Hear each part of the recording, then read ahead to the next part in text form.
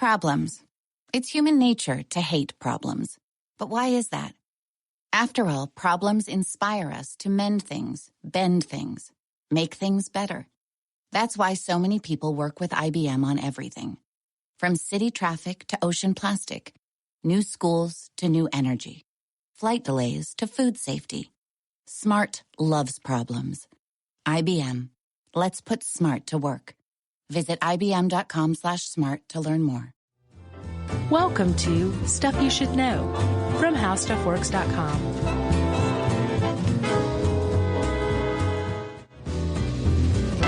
Hey, and welcome to the podcast. I'm Josh, that's Chuck, and this is Stuff You Should Know. We're about to tell you some stuff you should know, aren't we, Chuck? We are. You never intro our title like that. I like that. It's new. I tried it before. Uh-huh. I know that you like it, which is why I instituted it. I do. I'd love to titillate and arouse you. Yeah. Moving on. Chuck, have you ever heard of a guy named Philip K. Dick? Yes.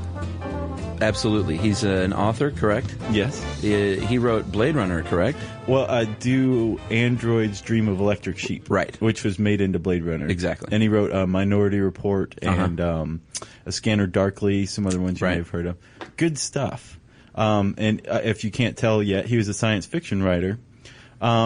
But one of the more notable things of Dick's life, one of the more notable aspects of Dick's life was that at one point he became possessed by a being. Really? Another intelligence. He called it like a super alien or something like that. Uh-huh. And it basically took him over and got his life in order. He was a total pillhead. Loved to drink wine. Really just kind of chased friends off. He just wasn't a really pleasant soul to be around. Right. And this alien kind of comes in and takes him over, and all of a sudden he's like getting, back pay from publishers. Wow. He's like writing more. His office is cleaner. I think he started wearing ties. And just all around, basically, this thing got his life in order. Right. And it wasn't Scientology or anything? No. Interesting. As a matter of fact, I think he may have been a critic of Scientology. I'm not sure. Wow. But he was possessed. He believed it till the day he died that something had taken him over, and at the very least was helping him. I've never heard that. Yes. So that kind of, I think, is a really good segue into exorcism. Right. This was an exorcism that actually benefited somebody. Well, he wasn't exorcised, and I don't think he needed to. A possession. Sure. Now, I think for the most part, when people feel like we're inhabited by something, we feel like it needs to be exorcised, right? Right. Yeah? Yeah. Got the demons running through you. Exactly. Yeah. So, we kind of, in the Western world in the 21st century, we don't really believe in spirit intrusion much anymore, right? Some of us do. Some do, true. But for the most part, the average American walking around probably doesn't believe that they're going to ever be, taken over by a demon or something like that. Yeah, or even an angel, probably. Right, true. But this isn't the case for much of the rest of the world. Right. It's very commonly held spirit intrusion can occur. Uh-huh. Remember when we were talking about carrying a bride over the threshold? Right. Spirit intrusion? Right. It can be a bad thing. It can cause disease, illness, and it kind of makes you wonder, there's this dividing line that crops up. Is this really just a misunderstanding of a psychological problem? Or is psychology missing the point when there actually is something going on? Right. And then, a lot of demonic possessions are really people that are psychologically distressed or sometimes even phically, epilepsy and things like that. A lot of times are mistaken in some parts of the world. Well, with epilepsy in particular, you can tell. You can throw somebody in an MRI machine and look at the parts of their brain and see, oh yeah, this person's definitely epileptic. Right. Of course, the convulsions often give them away as well. Yeah. But with schizophrenia, say. Exactly. For many eons, that was viewed as a spirit intrusion or spirit possession, right? Which makes sense. I mean, these people with dissociative personality disorder are different people at different times. So you can understand how that would be mistaken as a possession. Sure. In the past, I could. Sure, but still today, I kind of wonder, is it just a clash of worldviews, Maybe so. is a psychological disorder just another term for spirit possession when they're really both talking about the same thing? Right. And does it matter? So That's an interesting angle. Thanks, buddy. So the point is this: psychology has its own methods of exorcism, antidepressants, psychotherapy. Yes, ECT, electroconvulsive therapy, Right. which is still used to this day. Did you know that? I didn't. I think we have the method refined a little more than we used to. Right. But yeah, they still hook people up with the electrodes and juice them. Actually, I did know that because it happened on 6 Feet Under, and Don't tell me. Don't tell me. I'm in season 3. Oh, don't tell me. Then I it don't definitely wanna does know. not happen on 6 Feet Under. Thank you for that. Sorry about that. Yeah, no problem.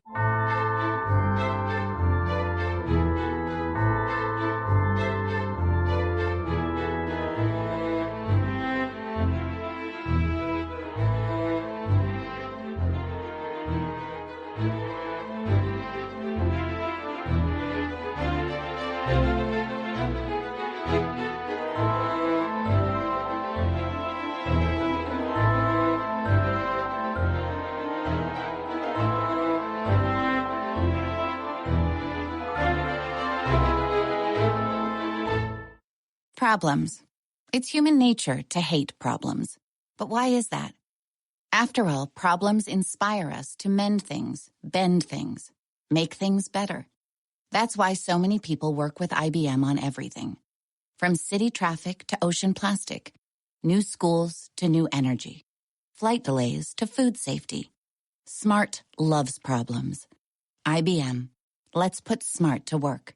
Visit ibm.com/smart to learn more.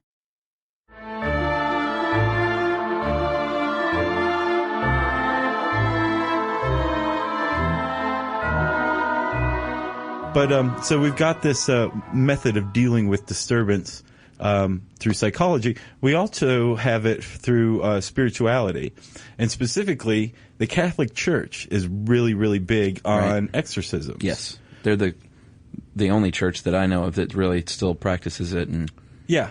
Now, I was raised Catholic, and as you get older, when you're raised in the Catholic Church, everything seems totally normal.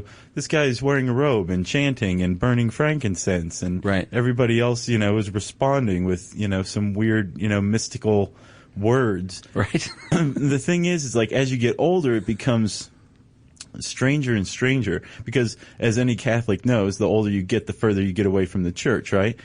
So you get a little more objective. You get an objective view of it. I think that's not necessarily true for all people, but certainly. So when you look at the Catholic Church objectively, or Catholicism, it's deeply rooted in mysticism. And it doesn't strike me as odd at all that the Catholic Church is still very much believes in exorcism, in demonic possession. Yeah, I believe it. Which we should probably give an actual definition of demonic possession, right, as the Catholic Church sees it. Well, possession or exorcism? Possession. Well, I know some of the telltale signs. Yeah, let's hear them, buddy. Yeah. Speaking in tongues, a lot of times, is considered... No. Pardon? No. It's not considered part of a demonic possession? Speaking in tongues is considered an expression of religious ecstasy. Speaking in foreign languages that one's never encountered, or dead languages, right? That's an example. That's I actually said speaking in foreign tongues. I just said it very quietly. Oh, the foreign was it? Was the foreign silent? Foreign was it silent? Yeah, that is true. Knowing things that a person has no way of knowing. Yeah, like what the Pope's wearing at any given time. Right. Sure. I bet he's wearing a robe and a tall hat. That's what I heard. No, underneath the robe. Oh, wow. If you can call that, I imagine they're going to be like, yeah, I won't go there. Know too much. Physical strength beyond what you normally would have. Which we've addressed as well. Right. And a violent aversion to God, the Virgin Mary, or a cross, or other religious images. Yeah. So that's, pretty much it. If you can fit all these, then, there's a chance that you are possessed by the devil as far as the church is concerned. I didn't see in here head spinning around or vomiting pea soup. No. Or the spider crawl. No, and of course, Chuck's referring to the classic horror film, The Exorcist, which I watched actually this past Halloween. Really? Not as scary as I remember, but psychologically thrilling. Yeah. Great. And after researching this, I found that if you take Linda Blair out of the scenes, Yes. and you just have the exorcism, the rites of exorcism that are performed by Max von Sydow and the other guy. Accurate. It is. It's very accurate. Absolutely. It's pretty much the opposite of the website Garfield minus Garfield, where if you take Garfield out, it turns out that John is either schizophrenic or addicted to methamphetamines, Or possessed by the devil. possibly. Full circle. Yeah, so it's the opposite of that. It really a Catholic exorcism or rite of exorcism is a series of special prayers, and actually it's a combination of fairly familiar prayers. There's a lot of call and response. Right. There's dousing the possessed individual with holy water, and using crucifixes and relics. Right. Which can be anything associated with the saint, including a body part. There's actually the saints. If you were a saint several hundred years ago, you were destined to be chopped up into as many little pieces as possible and sent to churches around the world. Yeah, relics are huge. Interesting. Yeah, well, there you go. Didn't know that either. Well, before this all happens, there's an investigation. I mean, this is when there's a real threat of a possession. You can actually lodge a query to the Catholic Church, and they'll send someone out. A lot of times that priest will come with a psychological evaluator just to rule out other things. Sometimes they'll go to a medical doctor, but they actually do a full-fledged investigation. And they said, I think 1 in 5,000 turns out to be what they consider to be a real demonic possession. Or at the very least, worth using an exorcism for. Yeah, worth giving it a shot. Yeah, I didn't want you to get the impression that I think that the church's approach to exorcism is hokey in any way. I think they take a very methodical approach. They do. And they rule out everything else that it could possibly be. I think if you decide to perpetrate a fraud, like you're possessed by the devil. Right. You're in for a really long, painful evaluation process. Right. Where you really have to be committed to the bit to follow it through and finally get to the exorcism. And if you're basing it on movies, you'd probably be really disappointed. Right. There's this book that this guy wrote. I cannot remember his name or the name of the book, but he was a sociologist who basically went to exorcisms performed around the country for several years during this research period. And he describes one where a guy named Warren, who is basically depressed, drinks a lot, really his life's pretty out of sorts. And he's come to believe that he's possessed by a diabolical presence, I think is the church vernacular for it. And basically the priest just prays for him. And there's the holy water and the crucifix and all that. And Warren just kind of sits there looking a little gloomy the whole time, and then that's about that. Right. And apparently in the book, Warren reported feeling like something had left him, which is good. Sure. It's a good thing. He said he felt fine, but it was fairly anticlimactic. Right. Like you said, no head spinning or anything. I have that book title if people want to read it. It's called American Exorcism, Expelling Demons in the Land of Plenty by Michael Cuneo? Cuneo? Cuneo. Let's go with Cuneo. Yeah. Kashkari.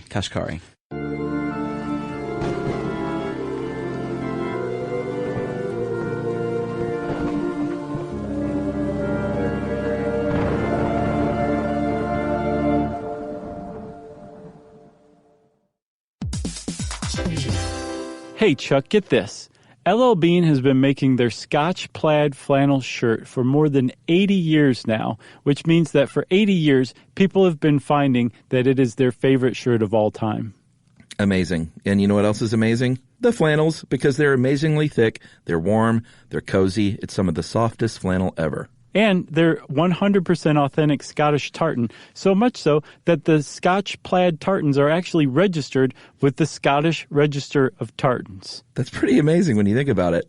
That's super authentic. And the weather's getting cool, so you need to pick out one of these soft flannels. They already feel broken in. You can pick your perfect fall flannel at llbean.com/stuff. LL Bean, be an outsider.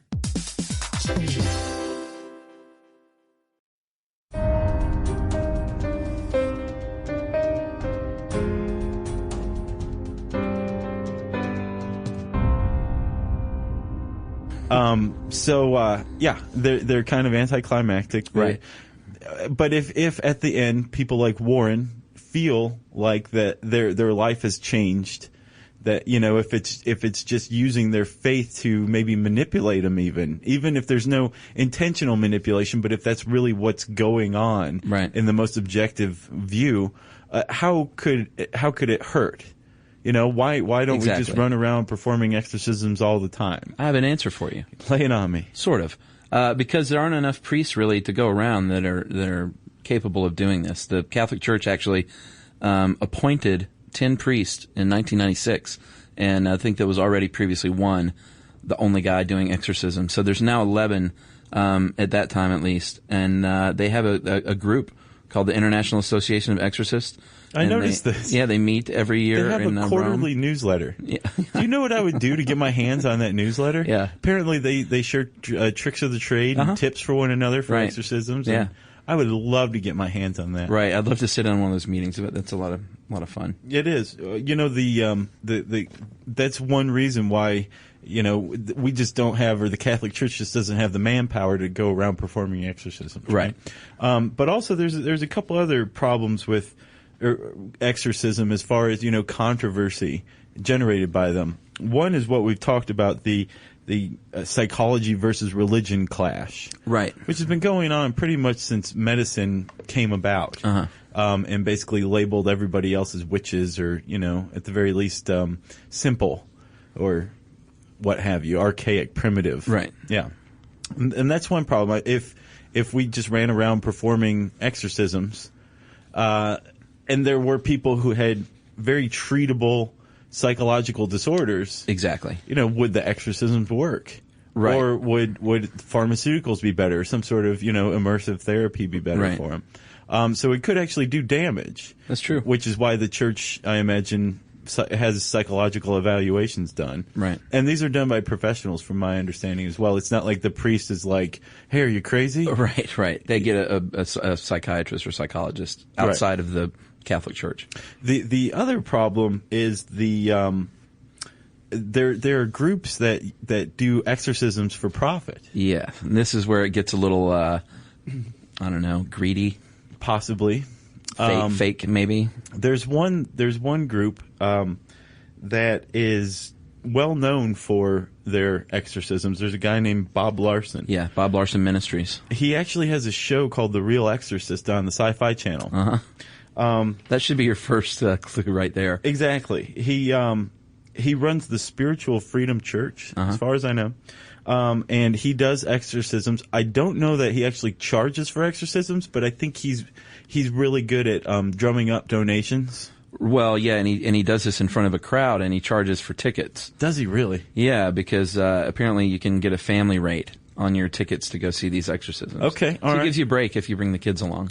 Well, I was reading on the Spiritual Freedom Church website a testimonial from a girl named Autumn from my dear esteemed hometown of Toledo, Ohio. Let's hear it. Apparently, the Spiritual Freedom Church rolled through town and held a mass, exorcism or whatever spectacle. Right. And Autumn, it turned out, had been possessed by a several centuries old African woman named Mushita. Okay. Now, Mushita apparently means whore in whatever ancient African vernacular that her name comes from. Okay. And she basically was pretty much into committing acts of whoredom in, reverence for an African deity. Okay. So she became promiscuous. Yes, Is well, that right? it was really Mushita, but it was Autumn who was running around committing acts of whoredom. This is not my word, by the way. Right. I actually didn't realize whoredom was a word until just this very afternoon. Is that her right there? That's her. She's kind of cute. Yeah. So Autumn goes to see Bob Larson, who exorcises the demons, and apparently you could see an immediate change in Autumn, and she was very grateful. So again, we come to this fine line as far as I'm concerned. Right. If Autumn's no longer running around being promiscuous, as you said, right, she no longer feels like she's out of control with her life. Does it matter whether it was an exorcism or antidepressants, right, or whether she paid for this or not? Right. A come to Jesus moment. I mean, a seeing of the light. Does it matter? No, there's all kinds of ways of reaching that moment of clarity. I agree. If you ask me. I agree. So, as far as I'm concerned, to each his own. Sure. That's our motto here. If you want to pay, it pretty much keeps us out of hot water. Right. So if you want to pay for your exorcism, there's plenty of places you can do it. Just go on to a Google search, and I believe you type in exorcist, and you will find what you're looking for. And good luck. Yeah. So stick around, because we have a new bit here. We like to fill up time as much as possible. We're going to call it Correction Time. Right. It's a good title. It's coming up right now. So, Chuck, we have a correction from one of our listeners. Right. This was from a couple of our podcasts. We mentioned this famous study in Massachusetts. Let's go to a clip of Chuck being wrong. So what they've learned is that there was this big study. I know that you'd love this study, the Farmington Heart Study. I love this study. It's enormous. It's sweeping. This is what a study should be like. Right. So that's me, and that's my voice, and it is not Farmington. No. It is actually Framingham. Not even. There's no ton involved. There's no farm. It is a frame. Yeah. And this is pointed out by one of our listeners. Glenna Carpenter wrote us in. Thank you, Glenna, for pointing that out. Yes, Glenna won herself a new Ford Focus, actually, for pointing that out. Yeah. So if you want to point out something that we've done wrong, or tell us how much you like us. Or hate us. Yeah, more like us, though. Okay. You can send an email to stuffpodcast@howstuffworks.com. For more on this and thousands of other topics, visit howstuffworks.com. It's 11:59 in Hollywood, California, and Night Call is on the air. I'm Emily Oshita. I'm Tess Lynch. And I'm Molly Lambert. And every week, the three of us take your night calls and discuss our favorite mysteries, conspiracies, and pop cultural oddities of the week. Give us a call at 1-240-46-NIGHT, and we'll discuss your ghost stories and after-hours musings on the show. New episodes drop every Monday. Listen to Night Call on Apple Podcasts, the iHeartRadio app, or wherever you get your